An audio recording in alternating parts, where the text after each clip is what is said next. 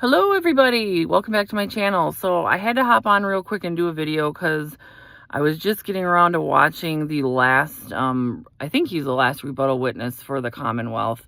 And oh my gosh, this guy, he hit it out of the park. I can't even think of his name, but I think his first name was Kirk.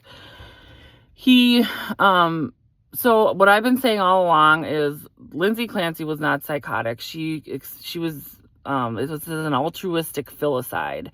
And what that means is the motivation for her killing her kids had to do with she was very suicidal and she thought that her kids would be better off to basically go to heaven with her than they would be to stay on earth and be motherless.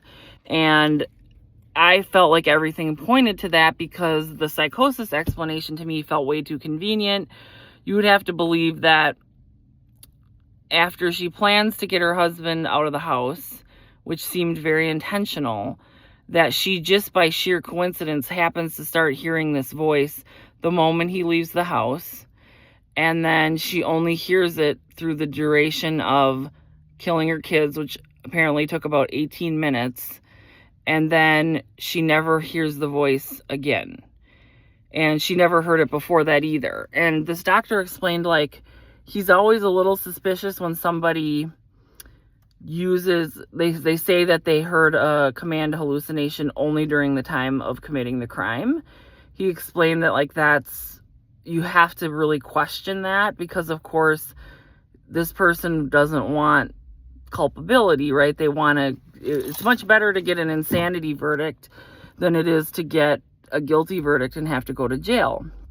Now, mind you, if Lindsey Clancy gets a guilty verdict, which I still don't think she's going to because I think the general public honestly is ridiculous and they have like a firm misunderstanding of this case and of psychology, unfortunately. But anyway, if for some reason the jurors are smarter than I'm thinking that they will be, she would actually end up on some kind of a medical unit for people with complex medical needs.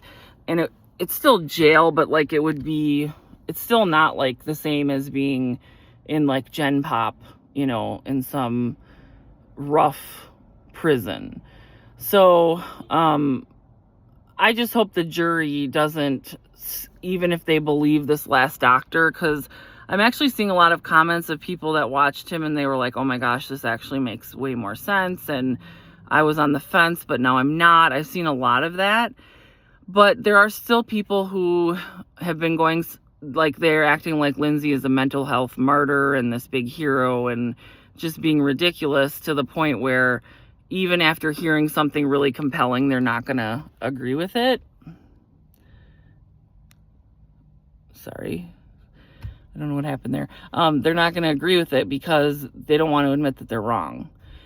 And, I try not to be that person. I actually changed my mind about Karen Reed.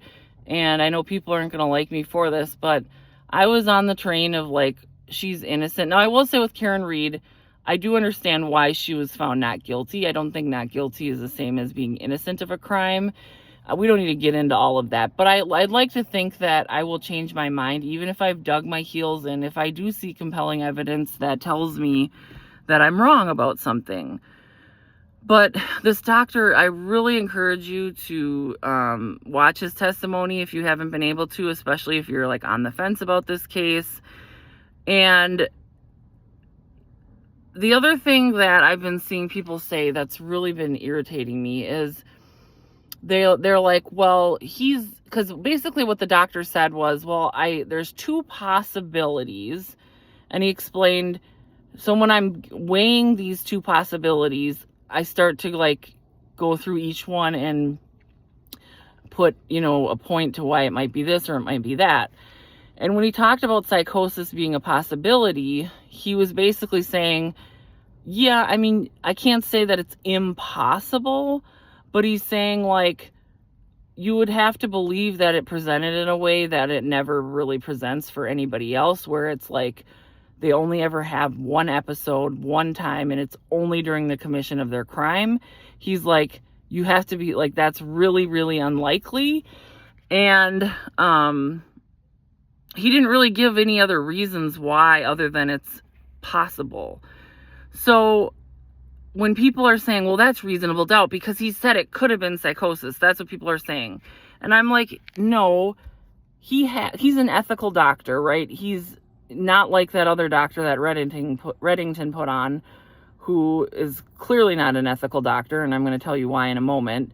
But he has to say what the truth is. However, the standard is beyond a reasonable doubt. It's not beyond all doubt. If it was beyond all doubt, no one would ever be convicted of a crime, because you can come up with an alternate scenario to explain away every crime. And what they're saying is him even saying it's possible, even though, like, let's say there's 99 points that point towards it being an altruistic filicide, which is what he's saying, and there's 1 point towards the psychosis, that's a reasonable doubt. Like, no, that's not reasonable to believe that she's part of this, like, really unusual, the first case ever of somebody to have psychosis just while they're committing a criminal offense and never, it just, the way I just watch his testimony, because I'm not explaining it well enough, but it was very, very compelling.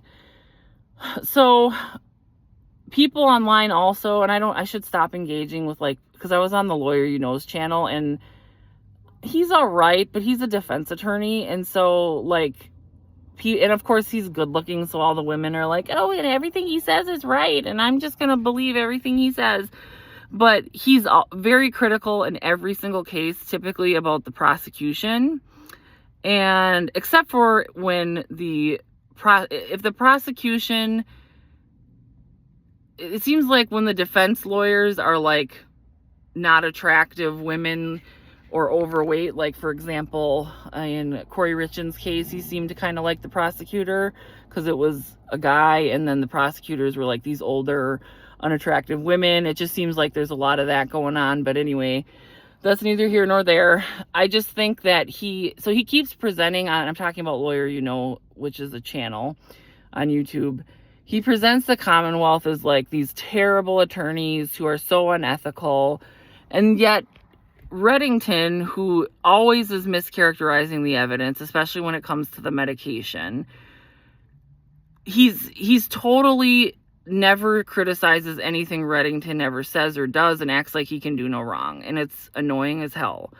So Reddington, I wholeheartedly believe, and I think that anybody could come to this conclusion just by being reasonable. So about a week after the murders of her children, Lindsey Clancy is in her hospital room, and the tube is out of her mouth. Well, Reddington has to send a forensic psychologist to do an evaluation on Lindsey, because he's not able to get into her room as of yet, I'm sure for legal reasons. She's just waking up. They don't want an attorney necessarily speaking to her in that state, or I'm not really sure the reasoning, but they allowed this forensic doctor, who happens to be a close personal friend of Reddington, which that in itself isn't great, but he goes to the hospital, and it's very obvious to me, just based on the way everything went down, and his name is Dr. Zeisel, I think, but I'll just call him Dr. Z. And I talked about this a little bit in my last video, but I'd like to reiterate it this time. Dr. Z goes there under the guise of being doing a forensic evaluation. Now, what's crazy to me is a forensic examiner is supposed to be an unbiased, neutral party. So for Reddington, who I'm sure at this point had been retained by her family, for him to send a close personal friend in and of itself is very highly questionable, because let's say Reddington's friend starts to come to the conclusion that Lindsey was not psychotic and that this was more of the altruistic filicide that we've been talking about. But of course you're going to want to give your close friend the result that they need to get a win in court.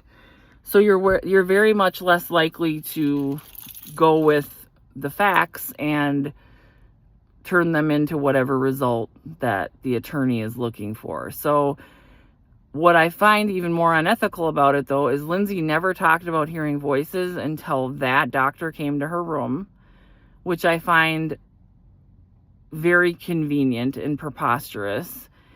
And so the other thing he does is he's got his own personal cell phone, which now if Lindsey had been in custody in a jail and she's awaiting triple homicide charges, but she's in custody, all of her phone calls would be recorded. All of her interactions with anybody besides her attorney would be recorded.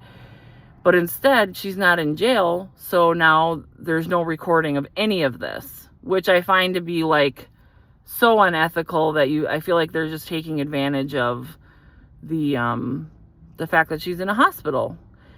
And of course the hospital is going to say, well, yeah, this person can come and do this evaluation, thinking it's this,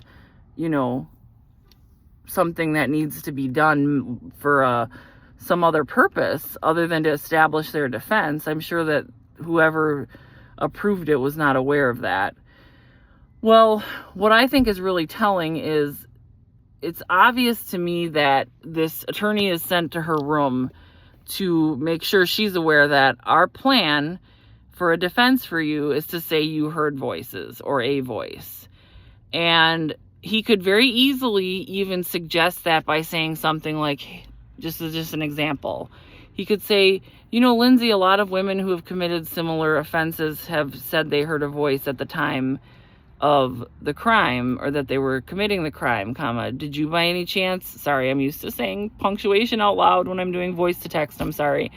But he could have said, did you hear a voice when you were doing this? Because that would be, a reasonable explanation that would lessen your, culpability in court, etc. And he could have framed it in a way where he's like, I'm not saying that you need to say this, but say it. You know what I mean? And so I think that everything points to that, because then he says she asked to call Patrick. Again, I don't believe that for a minute. You shouldn't be having people in custody for triple murders using your cell phone. But she calls Patrick, and I think it was the second visit that she gets a hold of him. And that's when she speaks to him and has this conversation, which Patrick himself admitted was a little bit bizarre. Like, she calls him, she's talking about like her own injuries, and then she's like, oh, by the way, I heard a voice, that's why I did it. And then that serves its purpose, because Patrick's going to go tell her family and his family that, oh, she's claiming she heard this voice, and then they're all going to start to believe she was having psychosis, and thus the psychosis defense is born. And this all stems from Reddington and Dr. Z. And it makes sense now that it was fabricated, because when this other doctor explains why it's so unlikely that it was psychosis, he says it's possible, but very unlikely. Well, something being very unlikely is not a reasonable doubt, okay? A reasonable doubt has to be like, there's two possibilities, and they're kind of equally as possible. Or not, it doesn't necessarily have to be equally as possible, but like the other one has to be possible enough that it's not like this complete statistical anomaly. That there's just so much that points away from it that you can't say it's a reasonable doubt. And I really hope the jury gets a really good explanation of that. I have no faith, though, because just what I see online, like, people are arguing with me, and I'm just like, if you don't get it, you don't get it. I can't, there's nothing I can do about that. Now, I will say, before I go, I had seen some people talking about how they were like, well, if she truly believed she was saving her kids, heartache by taking their lives, because she was going to commit suicide, they're like, well, that's still a delusion, and that still lends itself to psychosis.